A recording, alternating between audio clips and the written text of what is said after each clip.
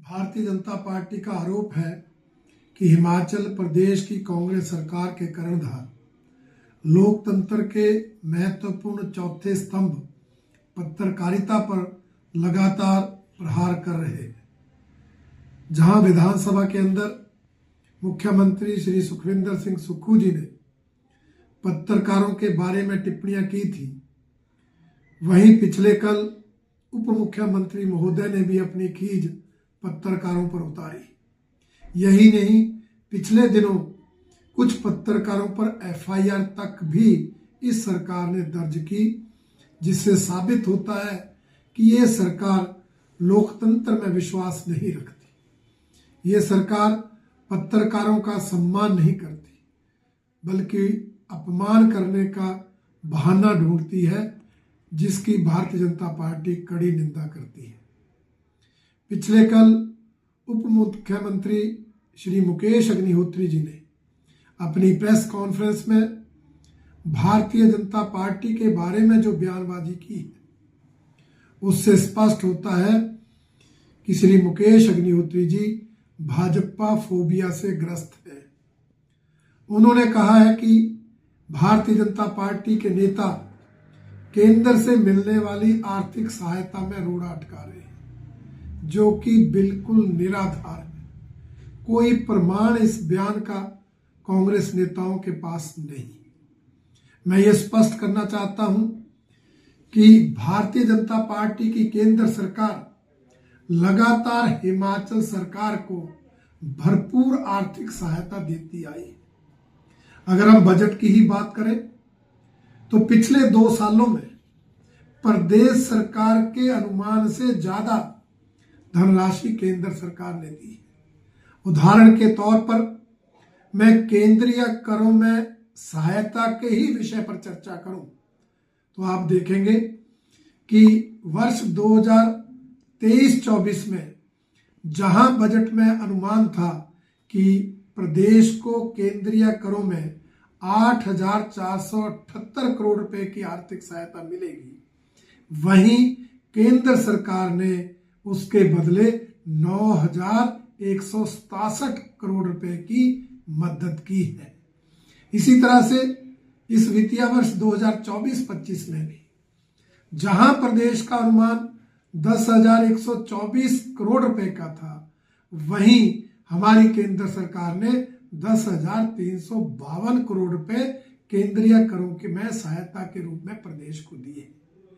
कुल मिलाकर 2 सालों में प्रदेश सरकार के अनुमान से 950 करोड़ रुपए एक ही मद में अधिक देना ये दर्शाता है कि हमारी केंद्र की सरकार हिमाचल को भरपूर आर्थिक मदद दे रही है। यही नहीं, इसके अलावा प्रधानमंत्री आवास योजना में इन 2 सालों में 1,11,000 मकान मिले, जिसके लिए 1,600 करोड़ के लगभग की धनराशि आई है। प्रधानमंत्री ग्राम सड़क योजना में 2,643 करोड़ रुपए प्रदेश की प्रमुख 274 सड़कों को अपग्रेड करने के लिए केंद्र के सहायता के रूप में मिले। एसडीआरएफ और एनडीआरएफ में 2,300 करोड़ रुपए इन 2 सालों में आए। और मुकेश अग्निहोत्री जी के तो विभाग में ही फिनांसिंग प्रोजेक्ट के लिए अभी पिछले दिनों ही 300 करोड़ रुपए आए। अनेक विभागों के प्रोजेक्ट्स के लिए भी धनराशि जो डीपीआर गई उनके रूप प्राप्त हुई है। इसलिए मैं कहना चाहता हूं, उप मुख्यमंत्री महोदय बिना तथ्यों से बयान ना दें, तथ्यों की जानकारी ले और साथ में जो केंद्र से सहायता आई है उसको खर्च करने का प्रयास करें। जो आपदा के समय 1782 करोड़ रुपए एसडीआरएफ एनडीआरएफ में हमारी सरकार ने दिया था, उसके 140 करोड़ रुपए तो 31 मार्च तक ये सरकार खर्च ही नहीं कर पाई थी। इसलिए आपके ये आरोप लगाने की कोई वजह नहीं है, कोई कारण नहीं है। भारतीय जनता पार्टी ने कभी भेदभाव ना किया है, ना करेगी, इस बात को मैं स्पष्ट रूप से कहना चाहता हूं।